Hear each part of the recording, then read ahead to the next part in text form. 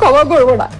আমি তহিদ ভাইকে না কোনোদিন ক্ষমা করবো, আমি মঞ্জু ভাইকে কোনোদিন ক্ষমা করবো না। এসে আমার কাছে আসলো, এসে আমার হাত, আমার শোল্ডারে হাত নিয়ে আমার মাথার কাছে মুখ নিয়ে বলতেছে, তোর পিরিয়ডের আজকে কয়দিন চলতেছে? তো মানে আমি আপনার বললাম পিরিয়ডের যে ডেট আমার টাইমিং সেটা আমার জানতে পিরিয়ড চাচ্ছে।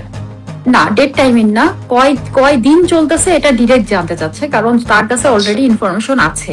এতদিন পিরিয়ড থাকে নাকি কারোর? আর পিরিয়ড শেষ হলে বলিস আচ্ছা আমার দিকটাও তো দেখতে হবে তো, তাই না? আমি যখন ডাকবো চলে আসিস। কি করতেছে? আমার পা চলতেছে না। আমি ওইখানে যে আমি কি আনসার করবো এই লোকটাকে? এই লিস্টে রিজিও সুরাইয়া পাওয়া আছে, এই লিস্টে আমার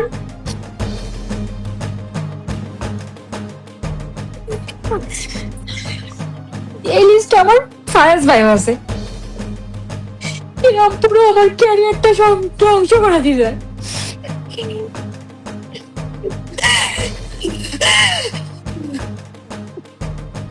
আমি কোনোদিন এদেরকে ক্ষমা করবো না, আর আমি বিসিবির কাছে ওদের বিচার চাই না। আমি আমার আল্লাহর কাছে এদের বিচার দিয়েছি।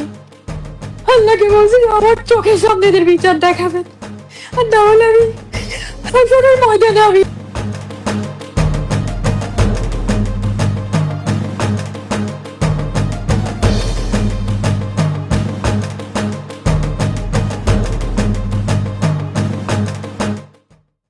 I faced several times, not once. I faced মানে several এটা times, এটা কি এটা কি and আপনার টিমের ভেতরের লোকজনই এটার সাথে ইনভলভ ছিলেন? definitely হয় না যে আমরা যখন টিমের সাথে ইনভলভ হুম, থাকি জি তখন কিন্তু আমরা চাইলেও অনেক কিছু কথা বলতে পারি না। আর যখন এটা আসে হচ্ছে আপনার ব্রেড অ্যান্ড বাটার, জি যখন আপনাকে দু চারজন মানুষ চিনছে, তখন আপনি চাইলেও কিন্তু অনেক কিছু বলতে পারবেন না বা প্রোটেস্ট করতে পারবেন না। জি। আমি অনেকবারই ফেস করেছি রিসেন্টলি, যেগুলি আসলে আমাকে বড় বেশি ডিস্টার্বড করেছে সেটা হচ্ছে আপনি যদি 2021 আপনি যদি থেকে। আমাকে আপনি যদি আমাকে অনুমতি দেন, আমি কি জিজ্ঞেস করতে পারি যে আসলে কারা এই ঘটনাগুলো ঘটিয়েছিল আপনার সাথে, বা আপনি হয়তো আপনারটুকু বলতে দেখুন পারবেন? যা দেখুন জি, আমি একটু যদি কি বলা এখন সম্ভব? আলটিমেটলি ক্রিকেট আমার ফ্যামিলি, আমি অবশ্যই জি বলবো। আমি এজন্য কথা বলবো যেন আমি হয়তো ওখান থেকে সেভ হয়ে বেঁচে এসেছি, আমার জি মতো আপু আরো 10টা মেয়ে বেঁচে ফিরতে চাইবে, হয়তো 10টা মেয়ে চিন্তা করবে দরকার নেই, আমি যেমন আছে চলুক। জি সবাই কিন্তু কম বেশি ভালো মন্দ নিয়েই তো পৃথিবী। তো জি। ওই 10টা মেয়ের জন্য যেন সুন্দর একটা পরিবেশ থাকে, আর তারা যেন সেফলি একটা সেফ এনভায়রনমেন্টে তারা যেন ক্রিকেট খেলতে পারে অ্যাটলিস্ট। হু অ্যাকচুয়ালি দ্যাট শুরুটা হয় কালপ্রিট? 2021 সাল জি থেকে। তার ওকে। আগে আমি ফেস করেছি, ওটা আমি পরে আপনাকে শেয়ার করব। আচ্ছা দুই আচ্ছা, হাজার একুশ 21-এরটা যদি সালে একটু বলতেন। 2021 সালে বাবু ভাইকে দিয়ে, সরফরাজ বাবু কোঅর্ডিনেটর, বাবু ভাইকে দিয়ে তহিদ ভাই আমাকে অ্যাপ্রোচ করে। এটা আমি যিনি বিভিন্ন ইনচার্জ জায়গায় বলেছি ইনচার্জ যে ইনচার্জ ছিলেন কেন ওনারা আমার আপনাদের। সাথে মিসবিহেভ করে আমি জানি না, কেন করছে আমি বুঝতে পারছি না। আমি অনেক ট্রাই করেছি যে এই জিনিসটাকে চাপা দিয়ে আমি যেন ভালোভাবে ক্রিকেটটা খেলতে পারি, কিন্তু যখন আমি টেকনিক্যালি ডিনাই করেছি তখনই পরের দিন থেকে মঞ্জু ভাই আমার সাথে খারাপ ব্যবহার করা শুরু করছে, অপমান অপদস্থ। আর আমি তো আসলে অভ্যস্ত ছিলাম না এরকম অপমানে। 2-10 জন আমাকে চিনে সম্মান করে, ওখান থেকে আসলে শুরু হয়। তহিদ ভাই আমাকে সরাসরি কখনো নিজের থেকে অ্যাপ্রোচ করেনি, বাবু ভাইকে দিয়ে অ্যাপ্রোচ করে। এবং আমি যখন আমার 1.5 বছর পরে আমি যখন সিও স্যারকে আমার চিঠিটা দেই, অবজারভেশন লেটার, আমি ওখানে কখনো লিখি নাই বা বলি নাই কমপ্লেন লেটার, আমি লিখেছি, আমি বলেছি অবজারভেশন লেটার। আমি সিও স্যারকে ওইখানে সম্পূর্ণ সবকিছু A to Z আমি উল্লেখ করেছি, বাবু ভাইয়ের সাথে আমার কি কি কথা হয়েছে, কি কি ঘটনা ঘটেছে। আমাকে বাবু ভাই বললো সুন্দর করে, তহিদ স্যারের বিষয়টা একটু দেখে না পা। তা আমি বলেছিলাম যে ওনার বিষয়ে আমার দেখার কি আছে, উনি জাস্ট ইনচার্জ, উনি আমাদের এখানে নতুন দায়িত্বে এসছে, ওনার ব্যাপার কি দেখার কি আছে? উনি হচ্ছে সর্বসের্বা এখন, উনি হচ্ছে চেয়ারম্যানের পরের পোস্টে আছেন, ওনার দিক আমার দেখার কি আছে? আমি ঠিক এভাবে টেকনিক্যালি অ্যাভয়েড করে গেছি যে আমি বুঝতেই পারি নাই প্রপোজাল। আমি এরপরে এই অন্য কেউ? ডিটেলস এজন্য বলছি যে এরপরে জি কোনো মেয়ে যদি ডিল করে তো তারা এভাবেও ডিল করতে পারবে। এই গেল ও- মঞ্জু ভাইয়ের তারপর বিহেভ শুরু হইলো। এইবার সেকেন্ড প্রপোজাল পাইলাম আমি মঞ্জু ভাইয়ের কাছ থেকে 2022-এর ওয়ার্ল্ড কাপে। মঞ্জুরুল ইসলামের কথা বলছেন, সাবেক পেসার, মঞ্জুরুল আপনাদের ইসলাম ম্যানেজার। মঞ্জু, উনি হচ্ছে সিলেক্টর ম্যানেজার ছিল আমাদের। আমার জি। কাছে মনে হলো যে 1.5 বছরে আমার সাথে ঘটে যাওয়া ঘটনা আমার বিসিবি কে জানানো উচিত। জানাবো কাকে? আমার ফ্যামিলি যে হেড, যে আমার যে ক্রিকেট ফ্যামিলির হেড নাদেল স্যার, ওনাকে বারবার 1.5 বছরে অসংখ্যবার আমি অনেকভাবে জানিয়েছি। উনি সাময়িকভাবে সলিউশন করে দিত, 1-2 দিন ঠিক হইতো মঞ্জু ভাই, পরে আবার যা তাই। আমি সিও আপনাকে স্যারকে অ্যাপ্রোচ পর্যন্ত করেছিল, জানিয়েছি। আপনাকে অ্যাপ্রোচ করেছিল কিভাবে জানার এরপরে আছে? অ্যাপ্রোচ করেছে, এরপরে অ্যাপ্রোচ করেছে। এটা কি আমি নিউজিল্যান্ডে? ওয়ার্ল্ড কাপে গেলাম। হ্যাঁ, নিউজিল্যান্ডে আমি ওয়ার্ল্ড কাপে গেলাম। জি। যাওয়ার পর ওখানে আমাদের প্রি ক্যাম্প হওয়ার কথা ছিল এবং প্রি ক্যাম্প হলো। পঞ্চম দিন বা ষষ্ঠ দিন, আমার এক্স্যাক্টলি টাইম মনে নেই, পঞ্চম বা জি। ষষ্ঠ দিনে নেট বোলিং করছি। উনি আমার কাঁধে এসে, আর ওনার অভ্যাস হলো যে কোনো মেয়ের কাঁধে উনি এভাবে করে ধরবে, এবং ধরে তো ওনার হাত পড়ে যায় এখানে, আর এইভাবে করে উনি ধরে একটা করে চাপ দেয়।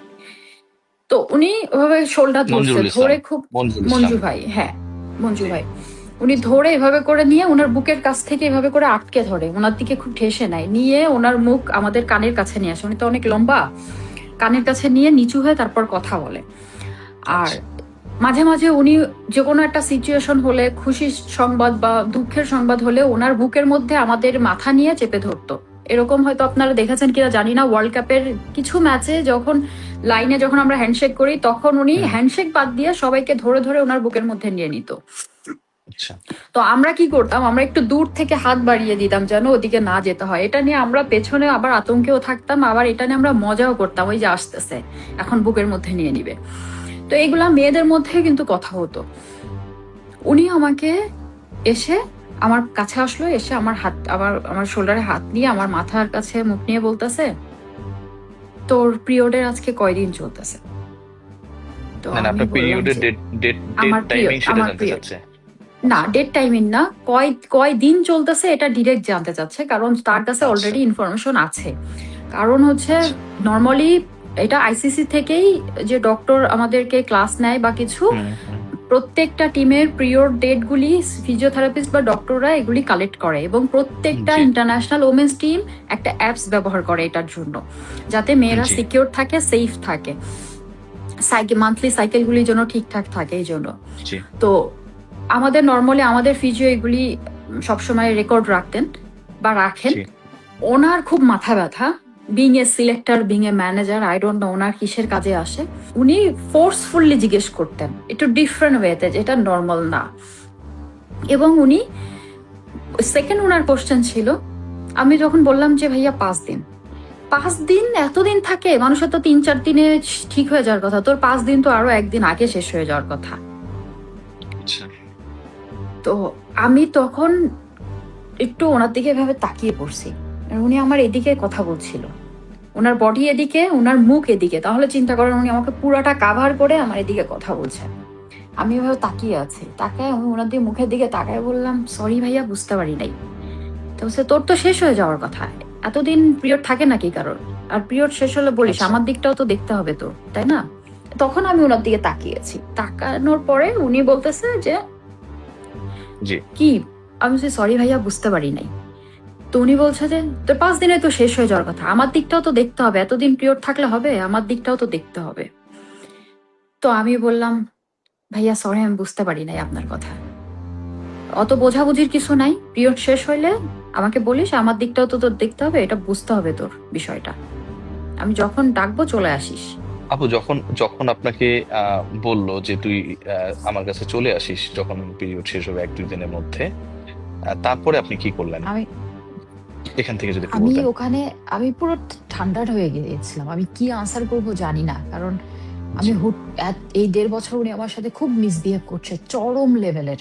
জি। আমার জি। কাছে মনে হয়তো ওনার একটা মুখের ভালো শব্দ শুনলে মনে হয় আমি একটা ভালো বল করতে পারবো, কারণ আমার বোলিং জি। হইতো না। এর মধ্যে উনি আমাকে প্রপোজ করেছে, করলে এখন আমি কি আনসার করব, কিভাবে আমি ডিনাই করব? আমি ঠিক ওই ওই ফ্র্যাকশন অফ সেকেন্ডের মধ্যে আমি চিন্তা করতেছি আমি কি বলবো। এর মধ্যে আমার এক বোলার বোলিং শেষ করে ও ব্যাকও করে পারে না, আমি ওকে হাত দিয়ে সরালাম, সরো আমার টার্ন বলে, আমি ভাই এক্সকিউজ মি বলে আমি বোলিং শুরু করলাম। আমি বোলিং শেষ করে আমি আর ব্যাক করতে পারছি না, আমার পা ভারী হুম। হয়ে আসছে। আমি জি বলতেছি আমি কি করতেছি, আমার পা চলতেছে না। আমি ওইখানে যে আমি কি আনসার করবো এই লোকটাকে, আমি কি এখান থেকে সার্ভাইভ করে ফিরতে পারবো? আমার কথা হচ্ছে ভাই যার যা ইচ্ছা করো, আমাকে কেন টানতেছে এর মধ্যে?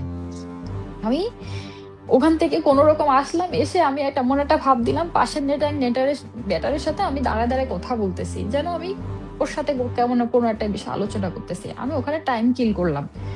পরে ফিরতে ফিরতে তারপর উনি ওইখান থেকে মুভ করছে।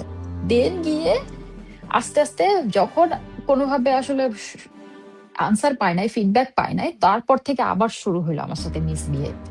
আমি বাধ্য হয়ে আবাহনীর যে একাডেমির যে কোচ ডালিম ভাই, সে হচ্ছে নর্মাল কোচ, তাকে বললাম জি আপনি শুধু দাঁড়ায় থাকেন, আমার কাউকে লাগবে, আপনি দাঁড়ায় থাকেন। উনি আমাকে এক জি সপ্তাহ 2 সপ্তাহের মতো উনি আমাকে ট্রেনিং দিল।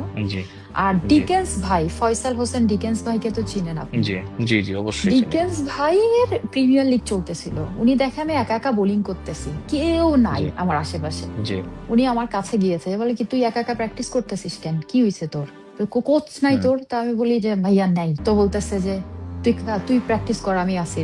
তোর কয় ওভার বল করবি? 4 ওভার করবো। আচ্ছা তুই কর, আমি জি দাঁড়ায় দেখতেছি। আমি বলছি, আপনি থেকেন না, আপনাকেও মানুষ উল্টাপাল্টা কথা বলবে, ওকে আমি কি বদার হুম করি কাউকে? তো জি আমি তখন বললাম যে আপনি আমার মায়ের পেটের আপন ভাইয়ের মতো একটা কথা বলছেন, আপনি আজকে থেকে জি আমার মায়ের পেটের আপন ভাই। আমি ওনাকে এই কথা জি বলছিলাম। জি তো উনি আমাকে 4-5 দিন গাইড দিলেন।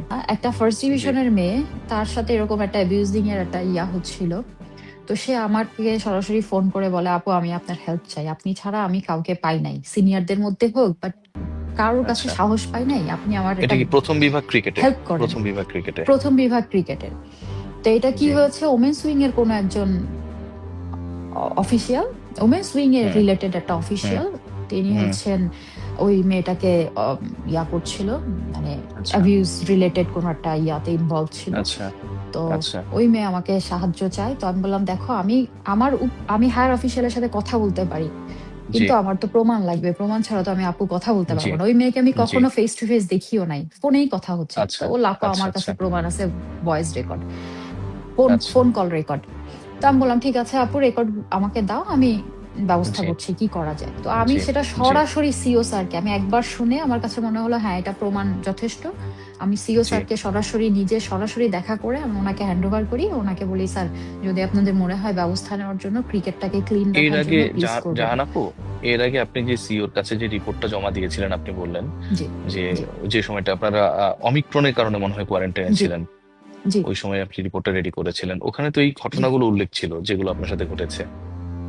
সম্পূর্ণ ঘটনা আমার সাথে সব যত উল্লেখ ছিল? ঘটনা ঘটে এসছে, ছোট জি খাটো খুঁটি নাটি, অফিসিয়াল জি টাইমিং, ইয়ার, জি কি কি শব্দ জি ব্যবহার করেছে, সবকিছু। জি আপনি বুঝতেছেন না, একটা টিম মিটিং এ যখন পয়েন্ট আউট করে আপনার নামটাই ধরেই শুধু আপনাকে বাজে কথা শোনানো হবে, আপনার সম্মান তো সম্মান, মনে হবে আপনি তো গলির ক্রিকেট খেলতে আসছেন। যারে যে তৌহিদ ভাই তো মারা গিয়েছে, আল্লাহ মাফ করুক, আমি ওনাকে কোনো দিন ক্ষমা করব না। রিয়াসাত ভাই আমি কোনোদিনও ক্ষমা করব না।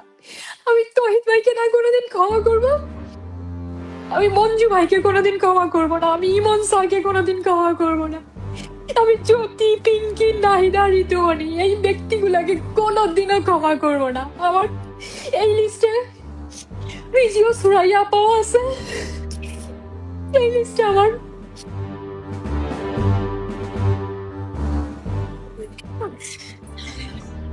এই লিস্টে আমার ফায়াজ ভাইও আছে। এরা পুরো আমার ক্যারিয়ারটা সব ধ্বংস করে দিছে।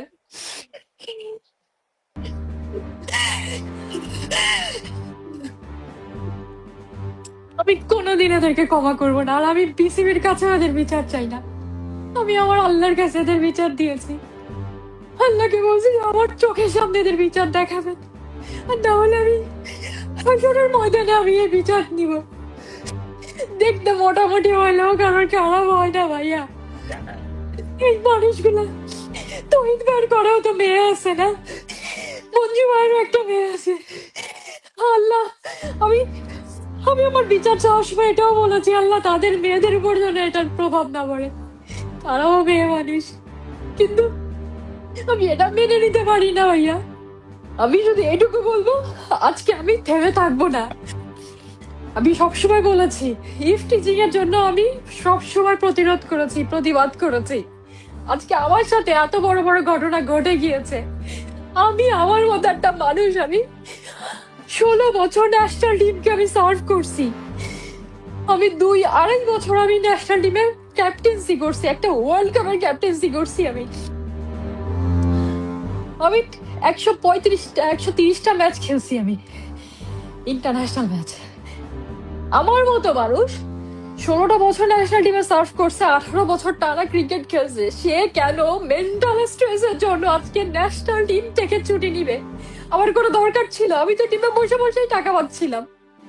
আমার কোনো দরকার ছিল যে আমি ক্রিকেট তো আমার রুজি রুটি ছিল একমাত্র।